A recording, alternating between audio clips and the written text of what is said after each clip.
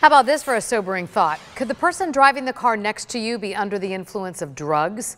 A new national report shows drivers killed in crashes are more likely to be high on drugs than alcohol. News Channel 5's Jason Hackett rode along with a traffic officer today who offered his perspective on the changing trends, and he's live along 95. Jason?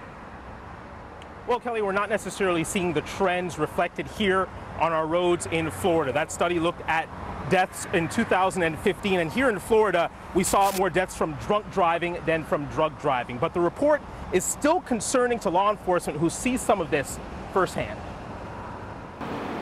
Just last month, Port St. Lucie Police Traffic Enforcement Officer Daniel D'Elia saw the drugged driving epidemic up close and personal. We had an incident where a vehicle reared off the roadway and two people were found unconscious with a young child in the car. Breathing right. One of our officers had to give CPR to both the driver and the passenger because they were overdosing on heroin. Law enforcement says the rise of heroin in our area, combined with prescription pill abuse and shifting attitudes towards marijuana, is creating a new pressing question. How do you determine when someone is too drugged to drive? Right now, he says there's no way to quickly test that, nor is there any standard for drug impairment.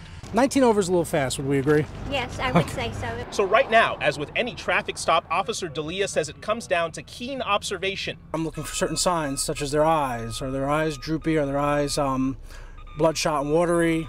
Or is their speech slurring? He says it's up to the discretion of the officer to take the next step. It's never a pass-fail standard. It's what I see and what I can prove. So until lawmakers figure out how to navigate this new landscape, officers say they will do all they can to keep the streets safe.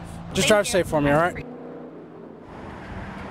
Now, one thing that's really concerning for officers in Port St. Lucie, they're seeing an increase in the number of people combining alcohol with heroin and prescription drugs and getting behind the wheel. Live tonight, Jason Hackett, WPTV News Channel 5.